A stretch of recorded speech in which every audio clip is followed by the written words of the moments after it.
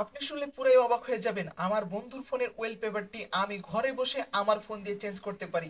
কিভাবে করলাম খুব শর্টকাটে আমি আপনাকে বলে দিচ্ছি। আপনি আমার স্টেপগুলো ফলো করুন। আপনিও পারবেন আপনার বন্ধুর ফোনের ওয়েলপেপার চেঞ্জ করতে আপনার ফোন দিয়ে।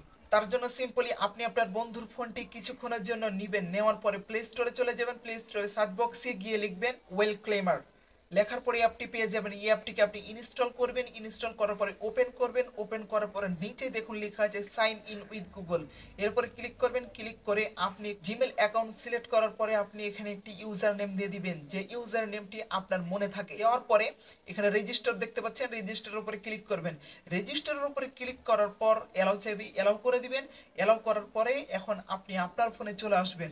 আসার পরে সেম অ্যাপটি ইনস্টল করে সেম পদ্ধতিতে আপনি এখানে রেজিস্টার করে নেবেন। রেজিস্টার করার পরে ফ্রেন্ড নামে একটি অপশন দেখতে পাচ্ছেন, এর উপর ক্লিক করবেন। ক্লিক করার পর নিচে দেখুন প্লাস বাটনের একটি আইকন দেখতে পাচ্ছেন, এর উপর ক্লিক করবেন। ক্লিক করার পর উপরে একটি অপশন দেখতে পাচ্ছেন, এর উপরে ক্লিক করবেন। ক্লিক করার পরে আপনার বন্ধুর ফোনে যে ইউজার নেমটি সেট করেছিলেন সেই ইউজার নেমটি এখানে বসিয়ে দিবেন।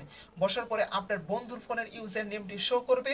তার পাশেই দেখুন অ্যাড লিখা আছে, অ্যাডের উপরে ক্লিক করবেন। ক্লিক করা মাত্র আপনার বন্ধুর ফোনে একটি নোটিফিকেশন চলে যাবে। সেই নোটিফিকেশনের উপর ক্লিক করে আপনি রিকোয়েস্টটি অ্যাকসেপ্ট করে নেবেন। অ্যাকসেপ্ট করার পর থেকেই আপনি আপনার বন্ধুর ফোনের ওয়েলপেপারটি খুব সহজেই চেঞ্জ করতে পারবেন। এখন আপনার বন্ধুর ফোনের ওয়েলপেপারটি চেঞ্জ করার জন্য আপনি আপনার ফোনে সেই অ্যাপটি ওপেন করবেন। ওপেন করার পরে ক্লেম নামে একটি অপশন আছে, এর উপরে ক্লিক করবেন। ক্লিক করার পরে আপনি যে ফটোটি আপনার বন্ধুর ফোনের ওয়েলপেপার বানাতে চান সেটিকে সিলেক্ট করবেন। সিলেক্ট করার পরে সব নিচে দেখুন সেন্ট লেখা আছে, এর উপর ক্লিক করুন।